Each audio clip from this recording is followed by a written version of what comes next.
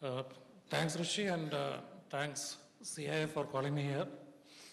I'm actually an odd man out because I'm not an expert in telecom setups or any of the technology oriented with telecom. But ironically, we work with a lot of telecom companies in plugging the revenue leaks. So that being the topic, I don't think that we are going to give out any gyan on how you are going to plug it because that you know it better. But what I'm going to do is to give two perspectives. One is from my personal perspective, and second is from the company that I represent, because we actually look at the business risk in various organizations. Obviously, what we are talking about is falling under one kind of risk.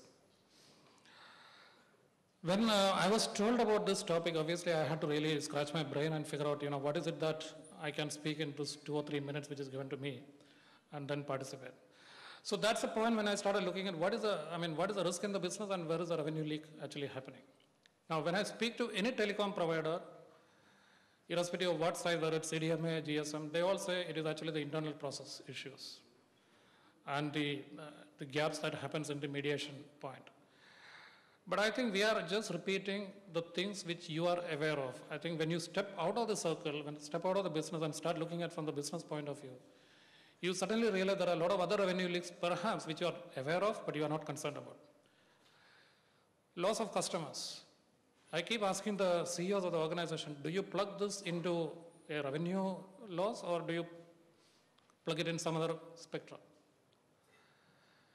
Now, irrespective of which telecom provider I go to, I'm personally speaking on my personal stand, I'm not talking as a CEO of a company.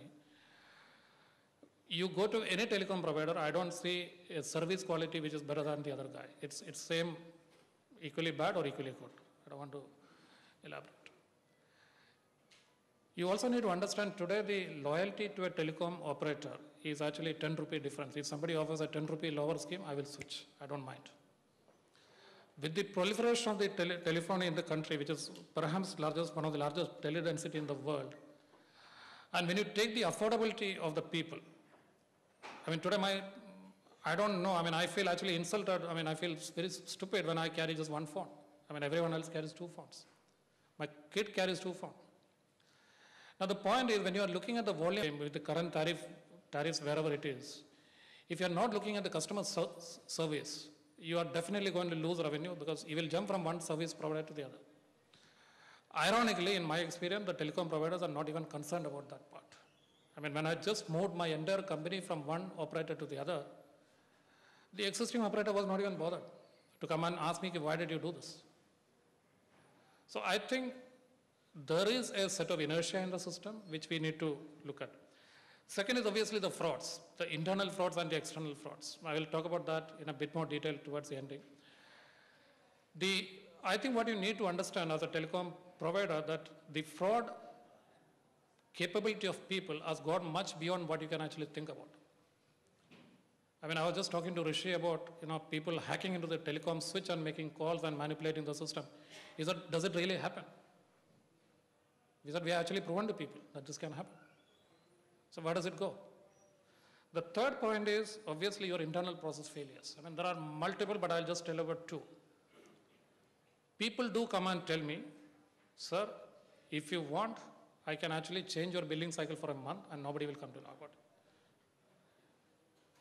When I tell this to the top management, when we do the social engineering attack on an organization, this is the kind of output that we get. People are willing to manipulate the tariff inside the system. People are willing to manipulate the billing inside the system. But when I take it to the MD or the CEO or the revenue assurance team, they said this cannot happen. I said this is a proof of concept that we have just done. So what is the kind of action that has been taken on those areas? The point of sale manipulation, the post-terminal manipulation, and also manipulation of the billing on the fly, what we call as the man on the middle kind of a thing. We can actually change, people do change. And the next one, obviously, that you need to look at, there's no solution from anyone, is the unhealthy competition. Today, if somebody comes and tells me, I will give you one SMS for 1 paisa, why would I stick to my customer who is, service provider who is giving me at 1 rupee? 1 paisa is good enough. Ultimately, the SMS gets delivered. And there is no change in service quality, like people were talking about AT&T and T-Mobile and D-Mobile in US. So there's no typical quality difference anywhere. I think what you also need to look at going ahead with 3G and LTE coming in as a major issue. And a lot of your revenue is going to come from the VAS, not from your service that you are providing at the backbone level. I don't even know how many people in the telecom industry are really concerned about the security in the real sense. When a third party connects to your business model, that's the time when you also need to look at what the third party is doing. But I don't see any risk assurance going to the third party in the telecom sector. Content manipulation is rampant as of now. The point is, I keep telling people in telecom providers that when you are actually connecting a portal as a VAS terminal, a VAS portal into your front end or into your mobile device, I'm using my telecom provider. For me, it doesn't really, I don't understand that the VAS is provided by a third party. The content is being streamed from a third party. For me, it is a telecom provider. God forbid tomorrow somebody manipulates the content and puts something unusual, unwanted into the VAS portal. The legal issue and the legal culpability will come and stop at the board of directors of the telecom provider, not at the third party. People who don't understand this, please think about Basi case, which has happened in 2001. It was a stupid MMS which was circulated through the trading platform of eBay, this company, Basi. The person who was actually arrested was the CEO of Basi, not the person who actually uploaded the content. So there are a lot of issues like that. I just want to tell you, from my experience, in most of the telecom companies that we have worked with, there is a revenue assurance or a risk assurance kind of a setup. That model is faulty because what they try to do is to play around the compliance regime. So you are supposed to do this, have you done it? So tick mark kind of a thing. You cannot, the risk has gone many-fold ahead of your compliance regime and nobody is actually looking at that risk. If you really want to be in the risk assurance framework or even to assure that you are going to get the revenue, I think what you need to do is to, from compliance regime, you move to the fault finding regime. So, if somebody asks me, I'm just giving a very simple example, like I'm supposed to take medicine 3 times in a day, but the doctor also prescribes for other things to be done with it. But what is prescribed is only the medicine. So somebody comes and checks me, he said, okay, you take this medicine 3 times, so you should be okay. I'm actually not okay. Until somebody does a blood test on the body, nobody will come to know what is the problem. By physical examination, you are not going to get. Physically, everything is fit. If the organization really want to look at the problem, there is only one way you can do it, is try to break the systems.